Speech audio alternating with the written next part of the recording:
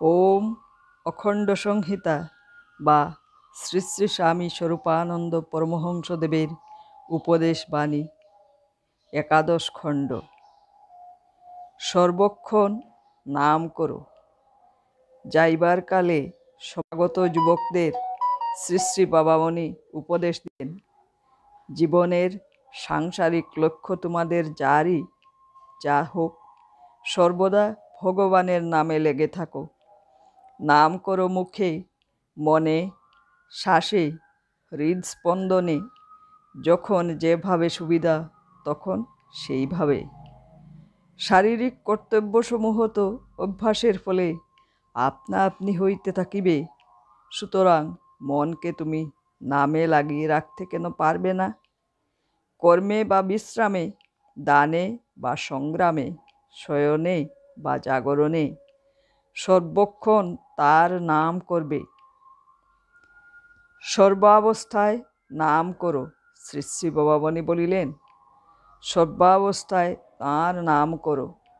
নির্জনে তাঁর নাম করো, জনকোলাহলেও তাঁর নাম করো, একা বসে তাঁর নাম করো, বহুজনে সমবেত হয়েও তাঁর নাম করো, পবিত্র হয়ে তাঁর নাম করো, অশুদ্ধাবস্থায় তাঁর নাম করো। তাঁর নাম করতে দেশকালাদির বিচার নিষ্প্রয়োজন। তাঁর নামে সর্বজনের অধিকার। শ্রী শ্রী বাবামণি বলিলেন, তাঁর নামে সর্বজীবের সমান অধিকার। স্ত্রীলোক ও তার নাম করুক, শূদ্র তার নাম করুক, কুলীনও তার নাম করুক, চণ্ডালও তার নাম করুক। সবাইকে ডেকে এনে তাঁর নাম শোনাও, সবাইকে ডেকে এনে তাঁর নাম করাও। তাঁর নাম সকলের শুভ সম্পাদক।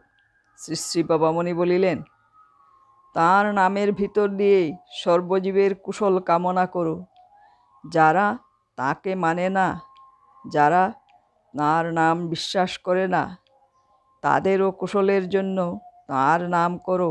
যারা রাবণ, কংস, হিরণ্যকশিপুরের ন্যায় তাঁর বিদ্রোহী, তাদের মঙ্গল প্রার্থনা করো তাঁর নাম করে করে।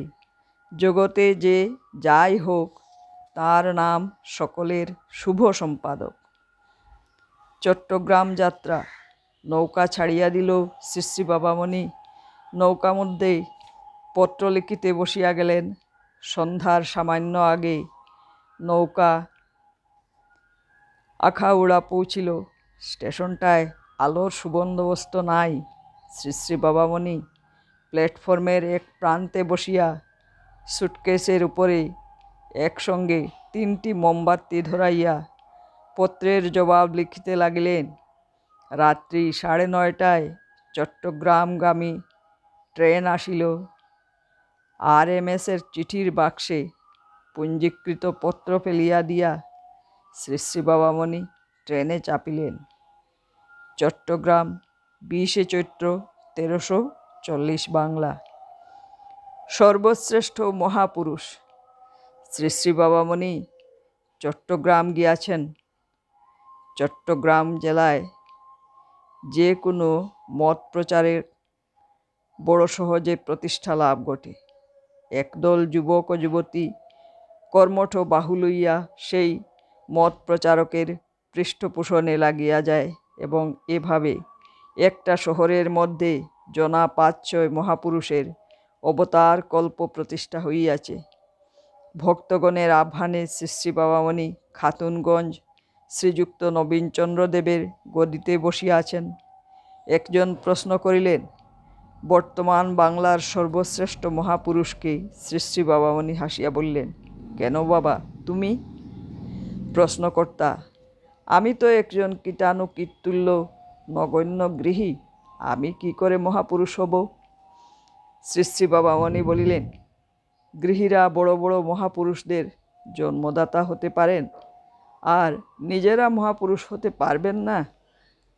যিনি যখন আমার চোখের সামনে পড়েন, আমার দৃষ্টিতে তিনিই তখন জগতের শ্রেষ্ঠ মহাপুরুষ।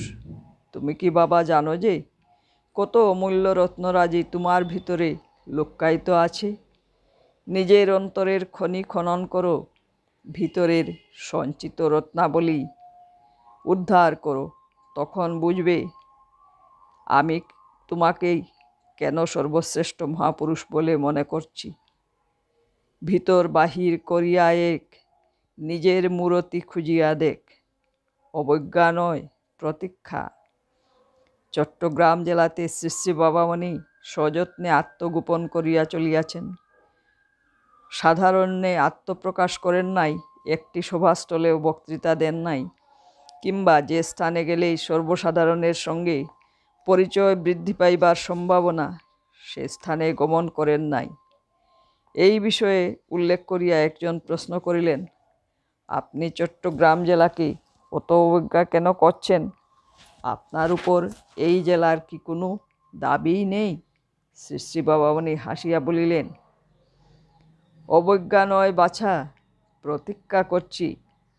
শুধু চট্টগ্রামই নয়, কাশ্মীর, কান্দাহার থেকে শুরু করে আরব উপত্যকা পর্যন্ত, আর নৈনিতাল থেকে শুরু করে কলম্বো পর্যন্ত সকল স্থানেরই জন্য আমার চলেছে কাল প্রতীক্ষা।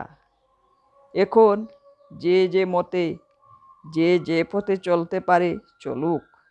আমার গণেরা আমার জন্য চিরকালই অপেক্ষা করে থাকবে। তার জন্য কোনো প্রচার কার্যের প্রয়োজন হবে না। পূজা করো আমার হৃদয়ের নিধিকে। গদির সহিত সংলগ্ন ঠিক পশ্চাৎভাগেই বাসাবাটি।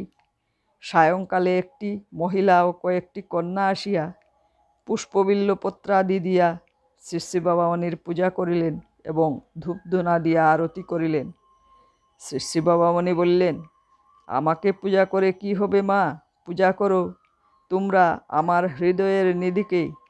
যাকে পূজা করে দীর্ঘ রজনীর হবে অবসান, যাকে অর্চনা করে শত শত খণ্ডে ছিন্ন বিচ্ছিন্ন দেবদেহগুলি জোড়া লাগবে, মৃতদেহগুলি বেঁচে উঠবে।